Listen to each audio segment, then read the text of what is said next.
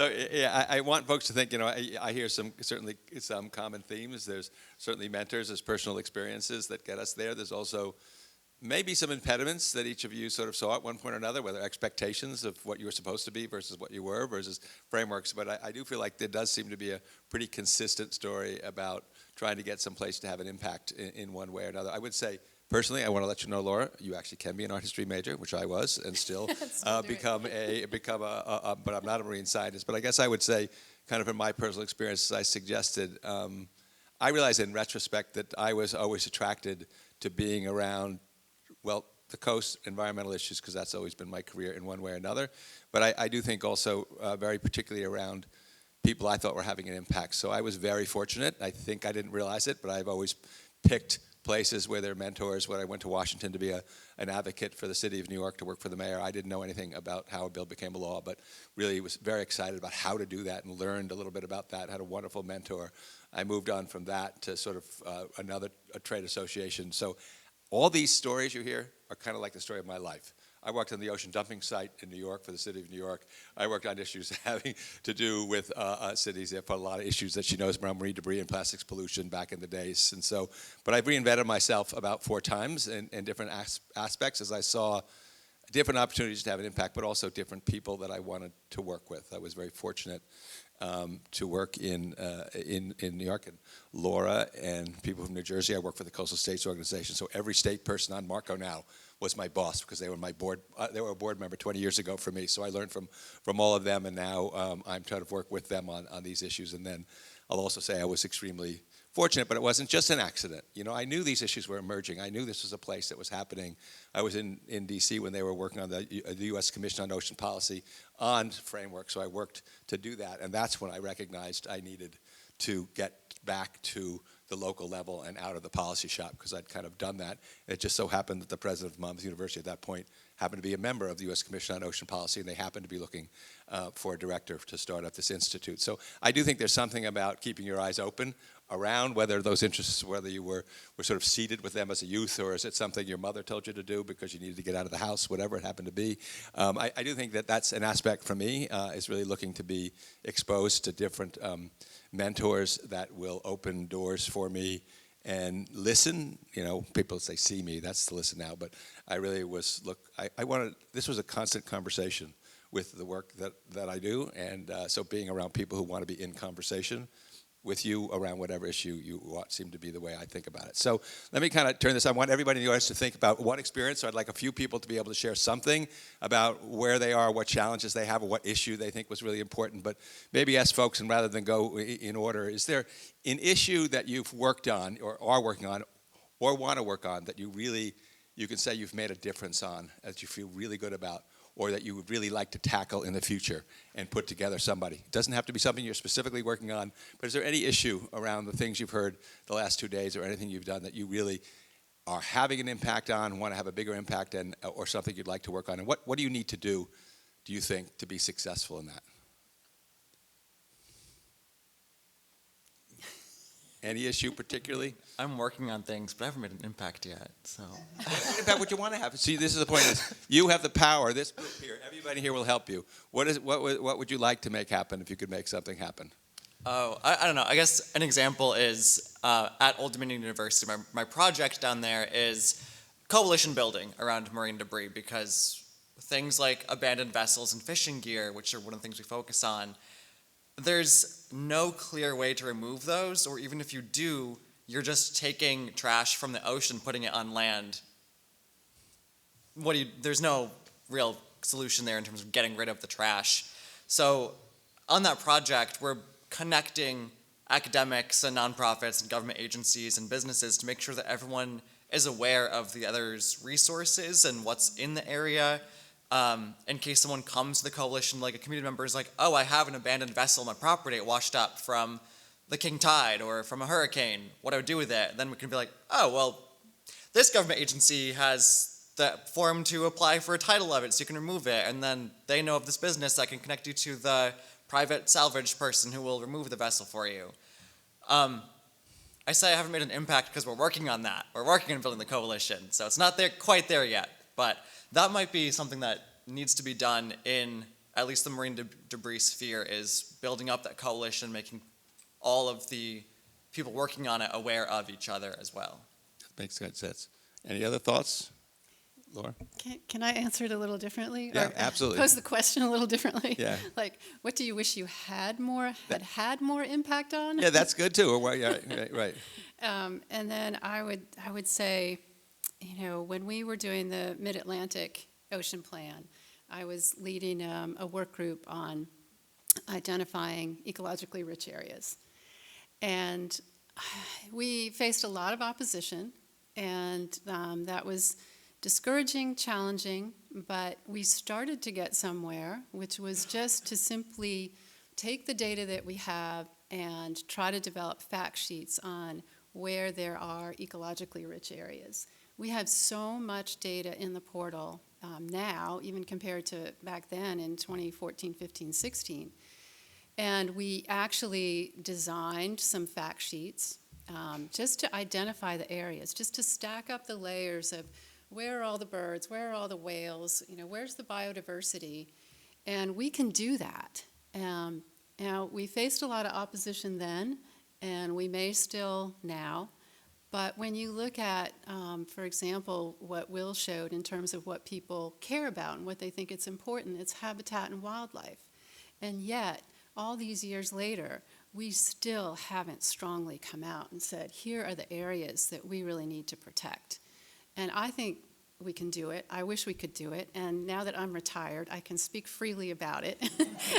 I don't have to worry. We had to cut Laura off some back in the old day meetings, but yeah, I had a lot of fun arguments with Joe Tangen from the Navy. He was great. We were very friendly about it and joking about it. But seriously, we can do this. We need to do this. We need to show people where these areas are. And granted, they're not all stationary. A lot of things are moving around with climate change. But there's also, clearly the canyons and the shelf, the slope there is so important. And we know anyone can go into the portal and turn on the whales and the birds. And you see them keying along the canyons and along the slope. We know these things, and we just need to make sure everybody does and make it more obvious to the general public where these places are so that they can be protected.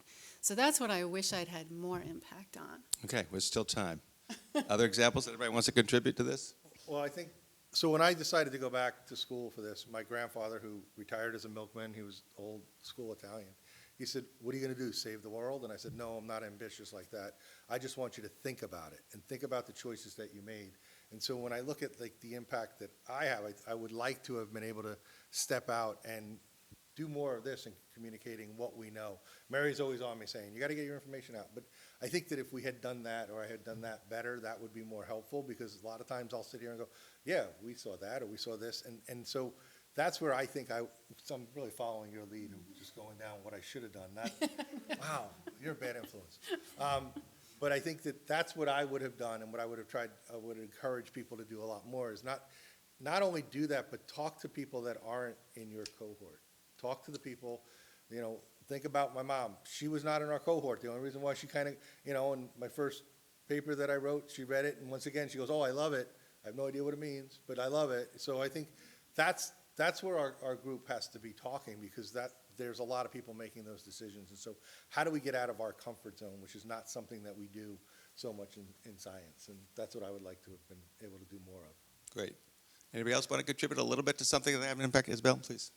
So I'm working on this project. It's a project in partnership with Connecticut. We're doing a sensitivity analysis for potential cables that want to go through the Long Island Sound. But we're not only looking at the environmental side, but also the user side, so what's important to people in these areas, and try to map that through participatory GIS. So what I'm hoping, it's been a whole year of just paperwork and contracts and stuff, but what I'm hoping is that we have developed this, we want to reimburse participants from disadvantaged communities specifically that can provide input to this project. So what I'm hoping is that we can have a model that can be followed in my office, because currently we don't have that. And it's important to reimburse people for their time and their knowledge. So I know we all want to do that, but it's hard. Like, we want to do it, but it's just like there's not a method to do it. So that's what I want to, in the near future, be That's able great. to do. Allie, any project either you're working on or you'd like your boss to tell you to solve a problem, what would it be?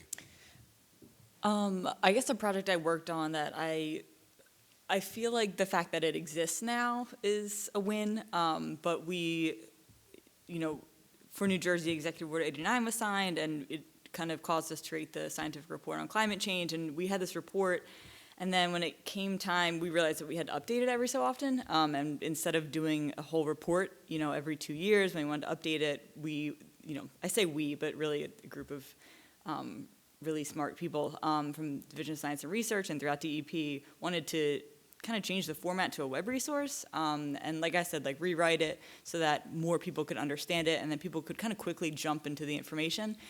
So I'm very happy with the way that it looks, the way it's designed right now. It's so much better than a report. I think it's so much easier to read, jump to the information you want to jump to. So anytime I get a chance to open that up or I'm asked to present about that, I get really excited just to kind of share that out more, and I'm kind of looking forward to, as we update that and add more things, to kind of continue to share that and kind of get satisfaction from that. So, yep. Great. I'm going to ask folks on the panel to think a little bit more about sort of, really, this is the future of ocean conservation. So based on sort of your experience, either personal or what you've heard or you've seen in the room, I wonder if you can think about what you would say a future challenge is, or something that we really need to step up to at a higher level. Where do we need an added degree of effort, more partners, more strategies? So give a little thought to that. I'm going to go out in the audience and see if anybody has any stories that they'd like to share. But think a little bit about really what do you think what the nature of, and what solutions are going to look like in the future. There's a lot of discussion about a lot of people said we need to talk to other people. How do we get to the table? I've worked really hard to try to get more people. It is hard work. There's always, any public process says, and engage stakeholders. Like, it really doesn't do it. So they really say that you really need to get different perspectives. You need to talk to people early in the process.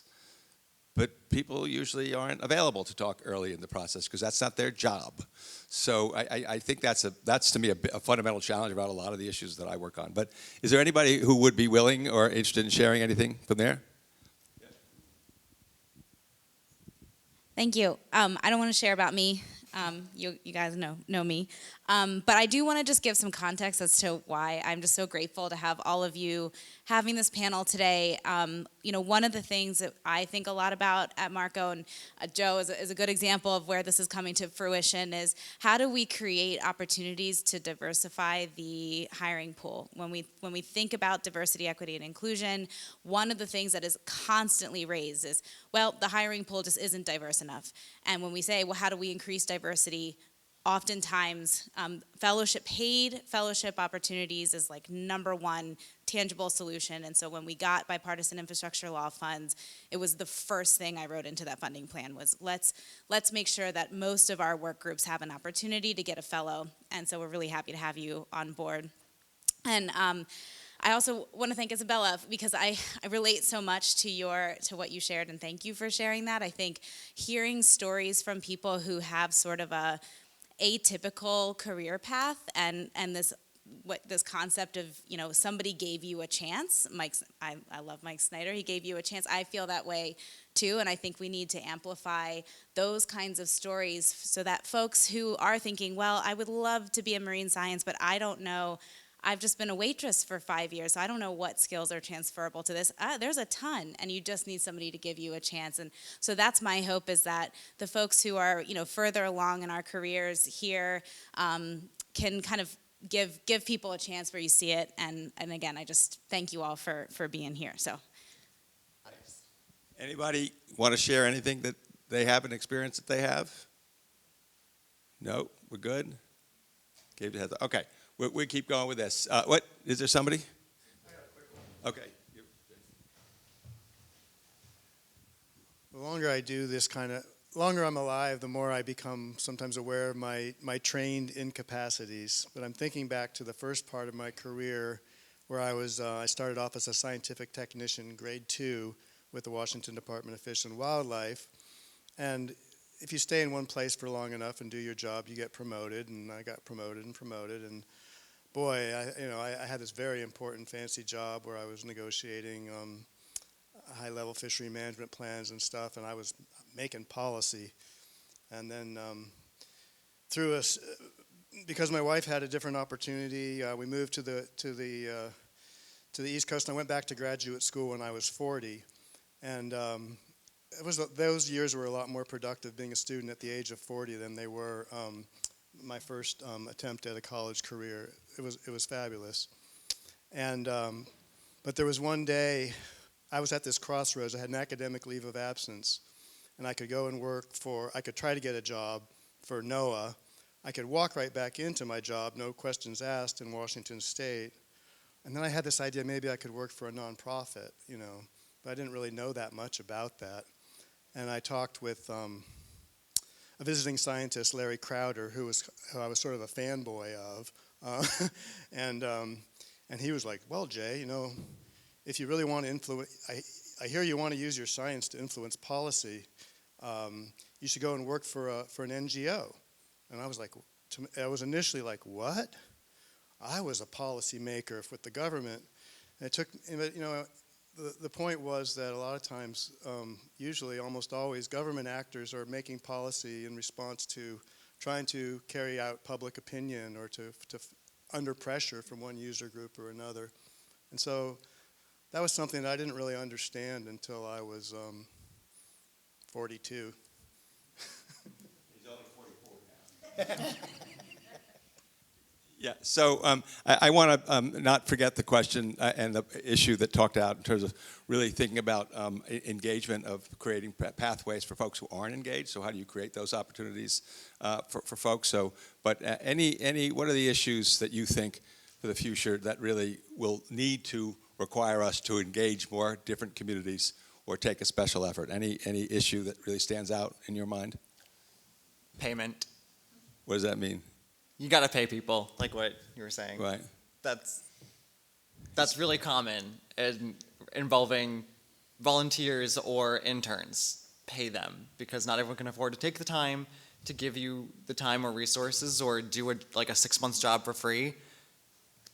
And there's a lot of exploitative cultures in the environmental science field of pay us to take this class or pay us to come out on a field visit and do some field work. That's going to look good on a resume for people who can afford it, but that's it. I think that's pretty good. Any other thoughts or any specific issues? Anybody have? Rob?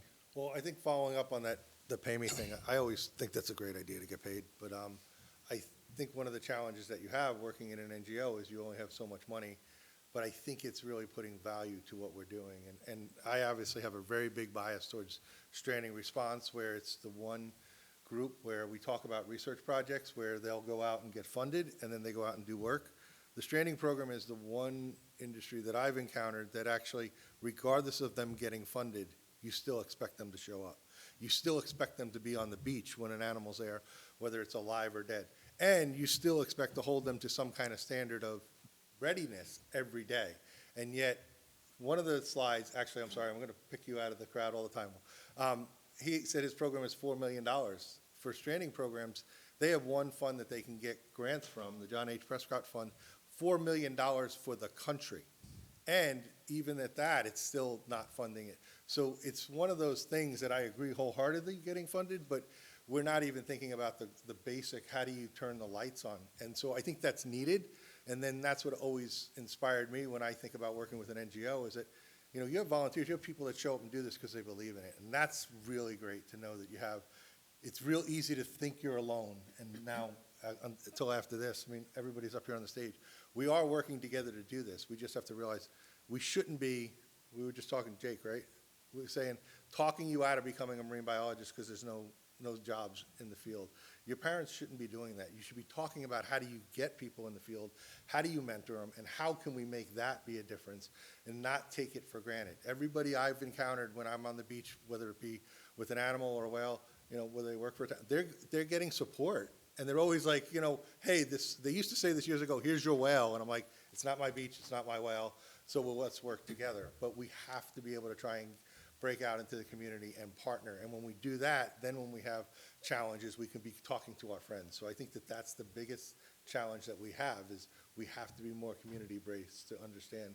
You want people out there, you want them to answer this question. You have no problem asking whether or not there's a fish die-off because there's less dissolved oxygen, but you don't necessarily want to fund that work. People have to understand that, and I think that's our, and then when you get those data, how do we get it out to get people to understand it? That would be the second part. Well, you know, I think, You said I had long answers. so I'm just trying to- two observations. You know, one is I like your phrase, keeping the lights on.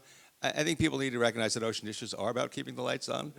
So they have to be much more personal, and so that people are bringing their personal experiences to it, solving a community problem. We work a lot on community resilience and sea level rise, disproportionate impacts on underrepresented communities, and you really need to have them define what the plan is. I think we work in a field of experts sometimes, it feels like, and they don't really necessarily front youth voices, they don't front diverse voices in terms of really asking them at the beginning of the meeting what those issues are and what they think they are. So I think there is both sort of changing, flipping that script a little bit and around sort of specific issues that I think about. I feel like I'm spending the next little version of my career is thinking about flipping that script for sea level rise and adaptation to climate change, and really work with communities to see what they want, you know. But they don't own homes, a lot of them. They don't have access to insurance funds. They really care about getting to work. They care about a lot of other things. So really understanding what the impacts on communities are more broadly, thinking about offshore wind being this, you know, thing that's out there. No, it's about energy for the long term in one way or another. So it is about keeping the lights on, but you can't make that case, you know, if you're always fighting about the current environmental EIS program is the only issue that you're talking about. So I do think there's a community level, and I'm trying to think about how I think differently. I mean, I do come from more of a management kind of governmental kind of framework, public policy. You know, I can work Washington, D.C., but, you know, I can't. It's much harder to work at the community level because they don't have a specific job to do. They have to figure out how they live in the community. Any other issues? Al, we haven't heard from you in a while. Anything you want to add to the? I think thinking about talking to different communities and kind of struggling with this idea of getting like our message across, or like telling the like ocean stories that are out there. I think a lot of times if we are finding that it's hard for us to communicate some of that stuff, maybe like educate the storytellers in those communities. They are trusted, they know the other, I think, themes that kind of resonate with the people that they're talking to. And then I think even when you're just thinking about the public, I mean, if we take what we're learning and the research that we're learning, and then you go and educate the people that are working in aquariums, or the people that are working in like coastal parks that have experience or knowledge in like formulating those stories and getting people to connect with them, you know, maybe getting them to deliver that message would be a good idea as well. That's right. Or maybe they're the ones who are going to educate us about what the stories are. We assume there are certain things, so we're trying to change behavior. Anybody? Isabella first, did you want to say anything? Yeah. So I work mainly with offshore wind, and I do believe that's a way to combat, you know, climate change effects. But we all, not only developers, we all need to do a better job at communicating with communities and indigenous nations. Like I heard this at the State of Design is like consultation with them. It's not approval, and that's usually just like checking the boxes. And so we need to do better, because this is a regional, like large scale solution, but you cannot, you know, do a good job if you face like so many communities that opposing it. And so we need to do better at like not get to them when the project is already approved. And it's not only on the developers. Great. You were saying? Yeah, I just wanted to add the whole thing about engaging the public. One of the things that we do a lot of when we're dealing with animals that are on the beach, we're dealing with whale necropsies. Two of the animals that you saw on the one slide, there was a sperm whale there, and I think this story is relevant to engaging the community. We had the sperm whale on the beach, we were going to do a necropsy, and we cordoned off the area for safety so we have equipment. And I look over, and there's this family, a bunch of kids and a bunch of adults come over, putting out a blanket right at the line, where the safety line. And they're sitting out there, and they're looking, and so we're doing our measurements, and I go over, and I said to them, hey, listen, you know we're going to be doing it. Tell them what we're going to be doing. You might not want to see this. And they said, oh, no, we're a homeschool group, and we thought this would be the best science class for our kids, so we're going to stay here. And so what was interesting is, you haven't figured out now, I'll talk to anybody for any length of time. I made it a point to go over every so often and ask them if they had questions and then engage them in that manner. And I thought that there's the opportunity. They can ask the questions, we can talk about it, they can formulate their questions. I mean, those are opportunities that are there. And then right after that, the second animal you saw that was a minke whale, I had a guy come from his work, and he came in and he's like, started to ask me questions, and he said, no, my daughter is really into marine science and I know nothing about it. Can you tell me how to get in this field? And I realized people are just looking for these answers, and how do we provide that opportunity to go out and talk about these things? Even if we don't always agree, we have to be comfortable enough to get into that room. And that's really the case, is that we're always on the beach. Everybody's always going to say whether they like it or not. It's really, I just find so much of a rewarding experience that I didn't experience, that I didn't expect when I started focusing on dead animals in 2017. From live animals, when we do releases, everybody loves it and says thank you for what you're doing. But we get the same answers from the public now, going out there and engaging it. So every opportunity we have to engage and talk, even if we don't agree, is an opportunity to share that information. So we shouldn't shy away from it, is really what I'm kind of always coming back to, regardless. Great. Does anybody in the panel have any questions they'd like to kind of put forward to each other or to the group?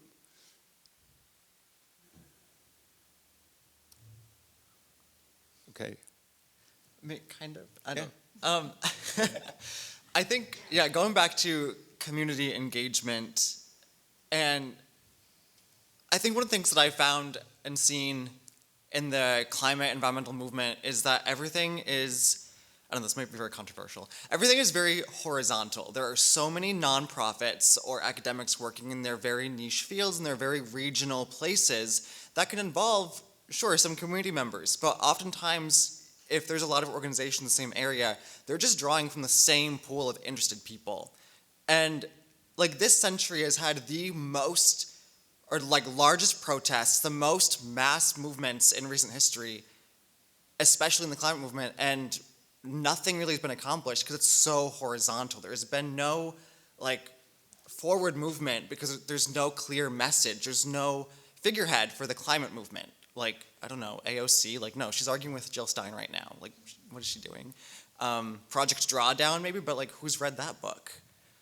I think there needs to be a lot of cohesion between all the agencies working together to like, get a clear message so that people can have a clear place to find the answers. I don't know, that might be controversial.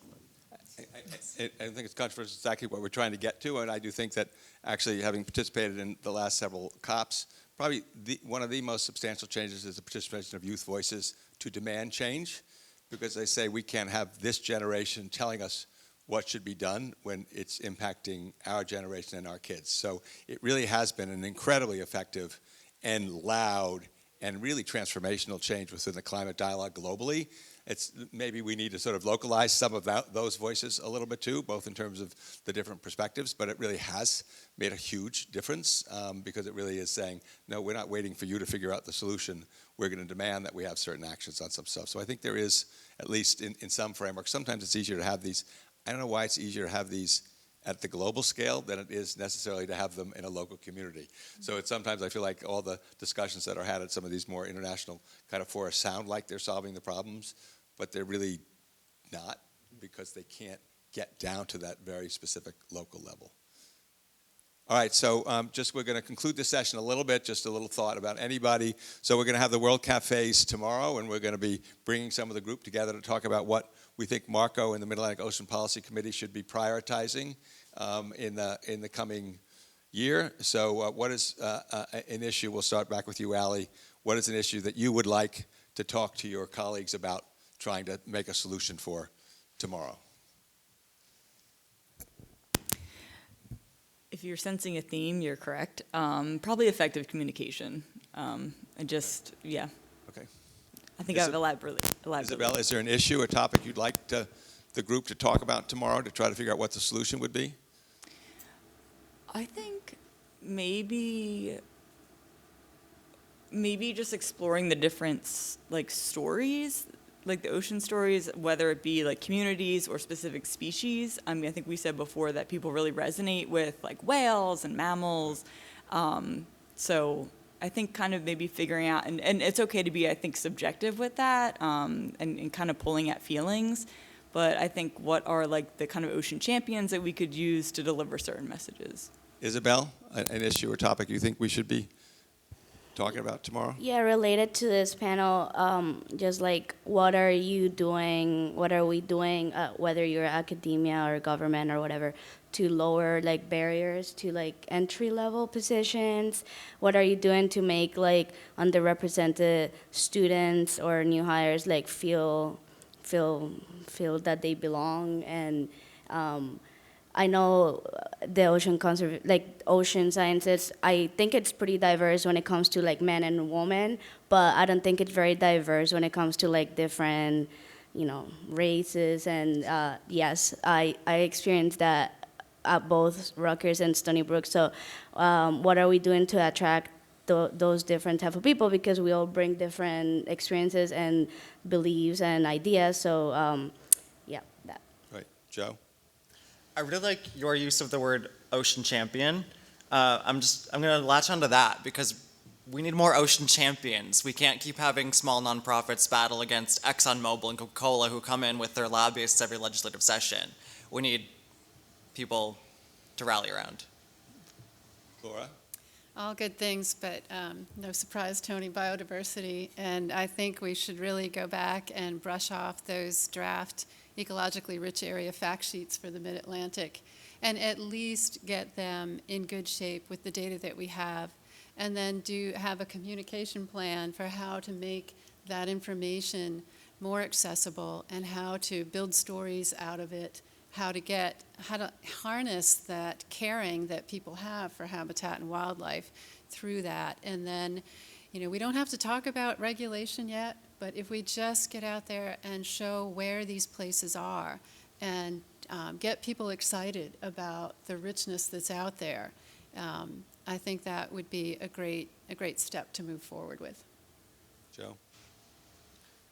So I actually have two paths here. One is, I think, thinking about, you mentioned whales, that people talk about those, but I go back to 10 years ago when we couldn't get people in a room to talk about planning for whales, or that becomes a challenge. So, and what was said is nobody's really paying attention to dead whales. They only care about rehabilitating animals. And I'm like, I really don't think that's accurate. Well, we know that that's not accurate now.